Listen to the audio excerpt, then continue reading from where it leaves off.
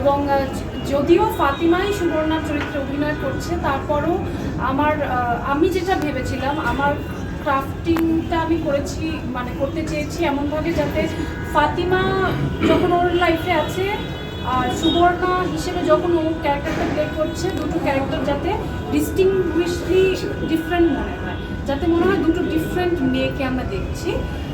ওই প্রচেষ্টাটা আমার ছিল। আর সুবর্ণার ক্ষেত্রে যেমন আমরা দেখেছি যে ওর ট্রমাটা অনেকটাই এক্সটার্নালাইজড, আমরা ওর দুঃখ কষ্ট বা বেদনা এটা আসলে ভিজুয়ালি অনেক ভালোভাবে বুঝতে পারছিলাম, কিন্তু ফাতিমার ক্ষেত্রে কিন্তু মোর ইন্টারনালাইজ স্ট্রাগল ছিল। তো সেই জিনিসটা আমি চেয়েছিলাম যে এক্সপ্রেশন বা বডি ল্যাঙ্গুয়েজ সব কিছুর মাধ্যমে একটু আলাদা করতে। এবং সুবর্ণা একটা সময় কিন্তু একটু ডিরেঞ্জড আমরা দেখেছি, যেটা হচ্ছে ফাতিমার আত্মচিৎকার, বা একটা সময় যখন ফাতিমা সুবর্ণা দুজনই একটা সমপর্যায়ে চলে আসে, তখন কিন্তু মনে হয় কি দুটো মেয়ে আসলে একই মানুষই হয়ে গেছে। সো এই যে দুটো প্যারালাল সমান্তরাল রেল লাইনের মতো চলছে, দুটো ক্যারেক্টার বা একটা বিন্দুতে যে মিলে যাওয়া, এই জিনিসটাই আসলে আমি করতে চাইছি। আপনার সিনেমা এটা দেখে মনে হয় না যে প্রথম সিনেমা, সেই জায়গা থেকে এই কনফিডেন্টটা আপনি কিভাবে ছিল? আমি জানি না এটা আসলে প্রথম সিনেমা বলতে, ইনফ্যাক্ট আমি এর আগে বিজ্ঞাপন ছাড়া, মানে বিজ্ঞাপন তো জানে 30 সেকেন্ড 1 মিনিটের বেশি কখনো হয় না, এই ডিউরেশন ছাড়া কোনো কাজও করি নাই। সো 71-এর যে সুবর্ণার ক্যারেক্টারটা মোটামুটি পুরোটাই আমার 2017 সালেই ধারণ করা, পুরোটাই অলমোস্ট। সো একটা দুইটা শর্ট ছাড়া, সো অলমোস্ট ওই পুরো জার্নিটা আমার 17 সালের। সো ওই সময় হ্যাঁ অ্যাক্টিংয়ের পরিপক্কতা, এখনও অনেক পরিপক্ক অ্যাক্টিং আমি করি না, বাট ওই সময় আরও কাঁচা ছিল। সো আমি জানি না আপনার ভালো লাগবে, থ্যাংক ইউ। আমি জানি না মানে ডিরেক্টরের আসলে ডিরেক্টর যদি ভালো থাকেন তাহলে শিল্পীর কাছ থেকে অনেক কিছু বের করে, ডিরেক্টরের অবদানটা কতটুকু ছিল? অবশ্যই অবশ্যই, আমার প্রথম ছবি, মানে আর 17 সালে আমি তখন কিছুই বুঝি না, না ক্যামেরা না লেন্স না কিভাবে। আমি জীবনে প্রথমবার ঢাকার বাইরে গিয়েছিলাম, ওই সময় আমাদের শুটিং হয়েছিল পাবনাতে। আমার বাসা থেকে দিতেও চাইনি আমাকে যেতে, তারপর আমার আব্বুর অফিসের একজন স্টাফকে আমার সাথে পাঠিয়ে দিয়েছিলেন। তো সব কিছু মিলে মানে এটা আমার জন্য প্রচণ্ড নতুন একটা অভিজ্ঞতা ছিল। এভাবে শুটিং ইউনিটের সাথে কখনো একসাথে থাকা বা এই জিনিসগুলো আমি কখনো পাইনি। কিন্তু পুরো টিমটাই, যে সুমিত ভাই বসে আছে, তারপর ওখানে আরও অনেকেই আর্টিস্টরা ছিল, সবাই আমরা এত মানে আমাকে এত সুন্দর করে ওয়েলকাম করেছে। এবং আমাকে সবসময় মানে সবচেয়ে ছোট মেয়ে একটা আছে যে পুরো সেটে ওকে একটু খেয়াল রাখতে হবে, দেখে শুনে রাখতে হবে, অ্যাডভাইস দেওয়া থেকে শুরু করে প্রত্যেকে আমাকে হেল্প করেছে। আমি সো মানে গ্ল্যাড অ্যান্ড গ্রেটফুল যে আমি শুরুতেই এত ভালো ভালো মানুষদের সংস্পর্শে কাজ করেছি। ইরানের উৎসবে আপনারা গিয়েছিলেন, ওইখানে কোনো অর্জনের জায়গা, এটা বড় একটা সিনেমা করে না, এটা তো আসলে একটা দুইটা আমি গুণে শেষ করতে পারবো না, তো এইভাবে আমাকে বললে আমি হবে না। বিকজ আসলে এটা তো মনের ভেতর থেকে একটা জিনিস আসতে হয়। তো ওই যখন মিলনের সামনে বসাচ্ছিলাম, ফর সাম রিজন আমি যেটা করি যে I try to connect my own emotion with the scene. তো আমি মিররে যখন বসি এবং আমার নিজের চোখের দিকে নিজে তাকাই, নিজের মনের ভেতর কিছু মনোলগ রান করি, তখন আসলে আস্তে আস্তে আমার নিজের কিছু পার্সোনাল এক্সপিরিয়েন্স সাথে ফাতিমার বা সুবর্ণার পার্সোনাল এক্সপিরিয়েন্স সব কিছু মিলে ওইটা একটা অর্গানিক রিয়াকশন ছিল, এবং ওটা একটা টেকেই আমরা ওকে করেছিলাম। সো লাকিলি ওই সময় আসলে সব সময় হয় কি সব শট ওরকম ভালো শট হয়তো হয় না, বা ওই শটটা দেখুন আমার কাছেও ভালো লেগেছিল আসলে। সো সব কিছু মিলে আর ওই শটটা ওই সময় হয়ে গেছে। Thank you that right.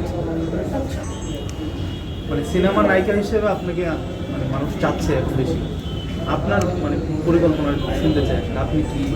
আমি আসলে কোনোভাবে পরিকল্পনা করে কাজ করি না। আমার কাছে যখন যেটা ভালো স্ক্রিপ্ট আসে, ভালো কাজের অফার আসে, আমি সেভাবে পিক করার চেষ্টা করি। এবং আমি তো অনেকদিন ধরেই বলছি যে আমি আসলেই একটা সিনেমা করতে চাই, আমার প্রত্যেকেই জিজ্ঞেস করতে ভালো আপনার সিনেমা কবে আসবে। তো at least I am so glad যে সিনেমার স্টার্টিংটা তো হলো। এখন আশা করছি সামনে ভালো স্ক্রিপ্ট পেলে, ভালো অভিনয়ের জায়গা, ভালো ডিরেক্টর, সব কিছু মিলে বড় পর্দায় ভালো কাজ করার সুযোগটা পাবো।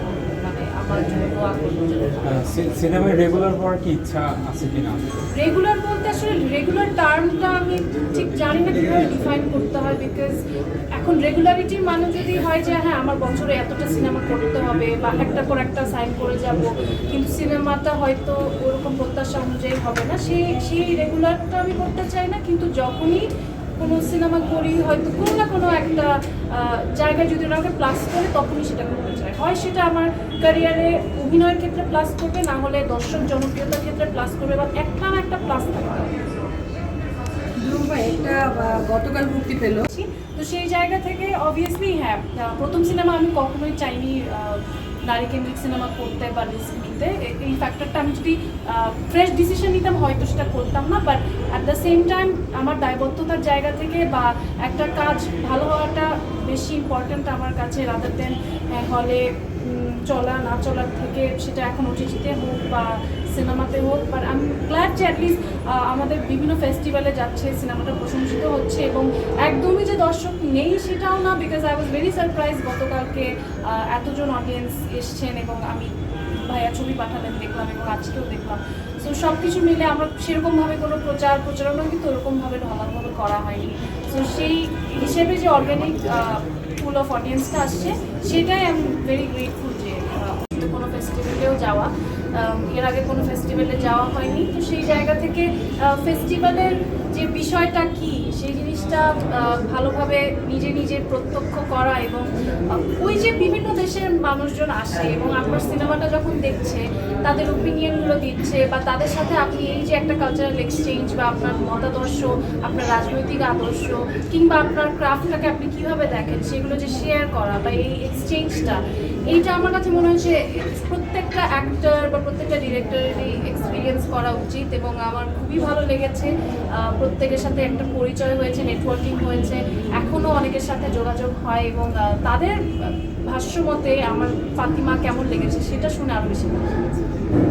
ডিরেক্টর ভাইয়ের কাছে একটা কোশ্চেন, সেটা হচ্ছে আচ্ছা ওনার কাছে হিসেব কলকাতায় সিনেমা করেছি, ওইটা তো আসলে আমার কলকাতার একটা অডিয়েন্সের টেস্ট আলাদা থাকে, বা ওদের আসলে সিনেমা গোয়ার্স, ওদের মানে সিনেমা দেখার প্র্যাকটিসটা অন্যরকম, বা গল্প নির্ভর সিনেমা ওখানে অডিয়েন্স আছে অনেক।